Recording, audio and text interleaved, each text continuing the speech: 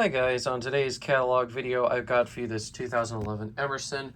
I was just going through a few Emerson catalogs that I know that I don't think there's any versions of here on the internet that I wanted to get out there, and I don't think anyone's done a 2011 yet, so that's what we're going to go ahead and do.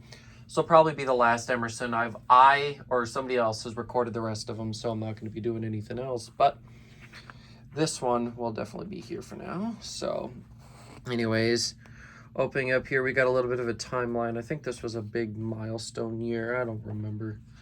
Or maybe it was the one before. Actually, I think it was the one before. Anyways, here's the table of contents. Now, this year actually, in my opinion, was pretty darn boring. There wasn't really much of anything they introduced or added to the line. Instead, they just discontinued a bunch of older products. See the Carrera Grande Eco. We already had the Carrera around. The Prima fans took up literally the rest of it. I should say the Prima / Avant. They're pretty similar. And then also the Pro Series 2 just got renamed from the Builder Plus to the Pro Series 2. So really not a whole lot interesting this year, but I still want to record this. So first up, we have transitional fans. Up first, we have the St. Croix series here. And we have the St. Croix series Corsair. Then we have the St. Croix series Camden. We've got the Carrera Grande Eco. And then the Carrera Grande. And I think there might be another page of this as well. Oh, yes. Here it is. Here's some more finishes and combos and such. Here we've got the Bella. They renamed it from the Carrera Bella in this catalog. In the previous year, it was called the Carrera Bella, but not in this one. They took the Carrera name off of it pretty darn quick, because I think they only introduced it the previous year. Here we've got the Maya Zen and the Spanish Bay. And then we've got the Monterey here. And now we've got contemporary fans. We have the Midway Eco here. I actually do have one, and I think it's from this year too. It's that one right down there. Very nice fan. Here we have got the Curva Sky, and you can see here the chrome one is shown with the optional chrome blades, which is pretty cool. I would love to see and maybe perhaps even own one of the chrome ones. This is definitely designed obviously to complete with the concept from Minka. Here we've got the Tilo, not 100% sure. I'm going with Tilo though. Super cute little fan. I really do like those. Here we've got the High Point. Did I skip a page? No, I did not. Here is the Loft. And here we have the Atomical. I actually just realized that some family members of mine actually have one of these. They probably got it, I would say within the last 10 years, because as a child, I remember an older like craft-made builder fan or something being out there. However, when I was back at their house a couple months ago, I saw one of these. It did not look too hot, surprisingly. It was a damp-rated fan, and it was in a 3-season porch, so it should have been fine. I think it's the fact that these blades aren't actually all weather, so they could warp easily. But even the finish was getting pretty nasty, and like I said, it had no moisture exposure to it. Here we've got the Origami and the Tureen. I always did think these were kind of wacky. And then here we've got the classic style fans. Up first we have the Monaco and the Cornerstone. I always did quite like the look of the Monaco actually. And the Cornerstone is obviously a classic. That's obviously a replica of the that original Emerson, the CF1 or whatever they called it. Here we have the Crown and the Zurich. And this also was the last year for like fans such as the Crown and the Premium to be on the B52 line of blades. The next year they changed them to Blade Select.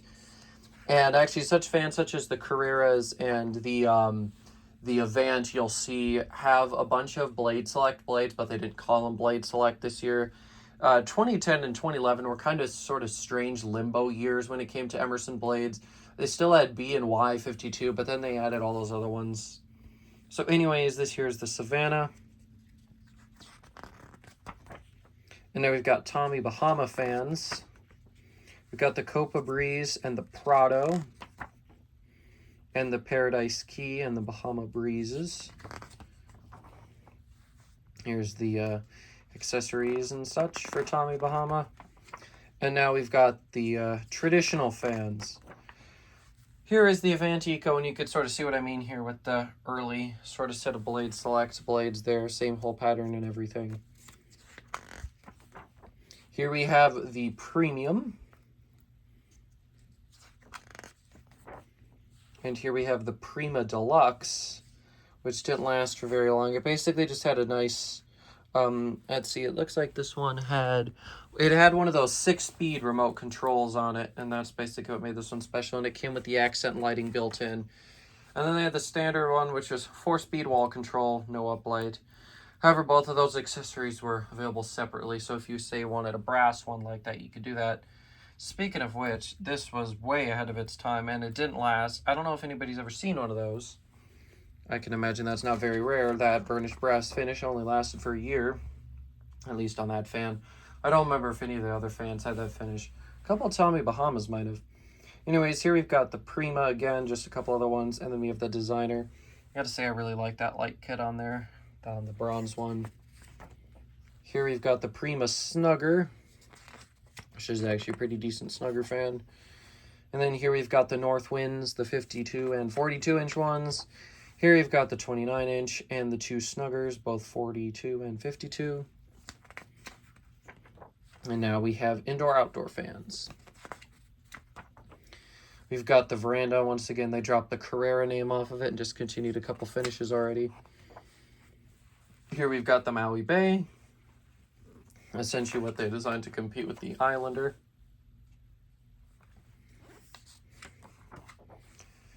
Then we have the Westfield and the Devonshire. The Devonshire is kind of like an outdoor version of the Zurich. I always did like to look at the Westfield too. Here you've got the Sea Breeze, used to be called the Wet Location ages ago. It's kind of like an outdoor version of the Designer. And then the Summer Night's kind of like an outdoor version of the North Wind. I really did like how they offered all those different fans like that, you know, so you could keep the look cohesive. If you wanted, say, North Wind throughout your house, you could have something very similar outside. That was a very good touch there, and the fact that they weren't all total cheap garbage was nice. Here we have the Pro Series.